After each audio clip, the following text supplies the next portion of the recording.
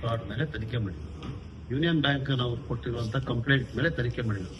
ರಾಜ್ಯದ ಒಳಗೆ ಪ್ರವೇಶ ಮಾಡಿ ರಾಜ್ಯದಲ್ಲಿರುವಂತಹ ನಾಗರಿಕರ ಮೇಲೆ ತನಿಖೆ ಮಾಡಬೇಕಾದ್ರೆ Delhi special police establishment act ಅಡಿಯಲ್ಲಿ ರಾಜ್ಯ ಸರ್ಕಾರದ ಅನುಮತಿ ಬೇಕು.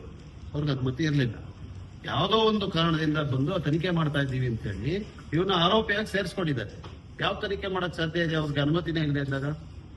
ಇದು ಮೂರ್ ಕ್ವೆಶ್ಚನ್ ಆಯ್ತಾ. ಈಗ ಆರೋಪಿಯಾಗಿ ಸೇರಿಸ್ಕೊಂಡಿದ್ಮೇಲೆ ಪ್ರಾಸಿಕ್ಯೂಷನ್ ಸ್ಯಾಂಕ್ಷನ್ ಬೇಕು ಅವ್ರಿಗೆ. Section 19 of the prevention of corruption act ಅಲ್ಲಿ ಅದಕ್ಕೆ ಅರ್ಜಿನ ಹಾಕೊಂಡಿದ್ದಾರೆ.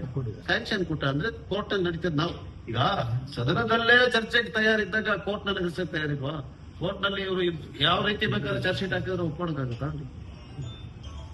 ಒಂದು ಪ್ರಕರಣದಲ್ಲಿ ಮಿಸ್ಅಪ್ರಾಪರೇಷನ್ ಕೇಸ್, ಹಣ ದುರ್ಬಳಕೆ ಆಗಿದೆ ಅಂತ. ಹಣ ದುರ್ಬಳಕೆ ಆಗಿದೆ ಅಂತ ಹೇಳುವಂತ ಆರೋಪಿಯಿಂದ ಹಣ ಸಿಕ್ಕಿದೆ. ಆ ಆರೋಪಿಗೂ ನಾಗೇಂದ್ರ ಅವ್ರಿಗೂ ಏನೂ ಕನೆಕ್ಷನ್ ಇಲ್ಲ. ಹಿಂಗೆ ಅವ್ರನ್ನ ಆರೋಪಿ ಮಾಡ್ತಿದ್ರಿ.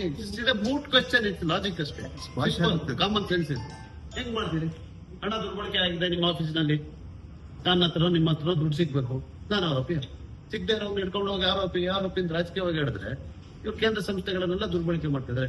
ಇಡಿನವರ ಪೂರ್ಣವಾದಂತ ತನಿಖೆ ಯಾವ ತರ ರೀತಿ ನಡೀತು ಅಂತ ನಾಗೇಂದ್ರ ಅವ್ರು ಹೇಳಿದ್ದಾರೆ. ಯಾರನ್ನು ಗುರಿ ಇಟ್ಕೊಂಡು ಮಾಡೋದು? ಫೈನಾನ್ಸ್ ಇಲಾಖೆಯನ್ನು ಗುರಿ ಇಟ್ಕೊಂಡು, ಉಪಮುಖ್ಯಮಂತ್ರಿಗಳನ್ನ ಗುರಿ ಇಟ್ಕೊಂಡು. ಅದಕ್ಕೆ ಒಬ್ರು ಬಂದು FIR ಆಗ್ತಿತ್ತು. ಅಟಾರ್ನಿ ಜನರಲ್ ಬಂದ್ರು FIR ಮೇಲೆ ವಾಷಿಂಗ್ ಆರ್ಗ್ಯುಮೆಂಟ್ ಮಾಡಿ.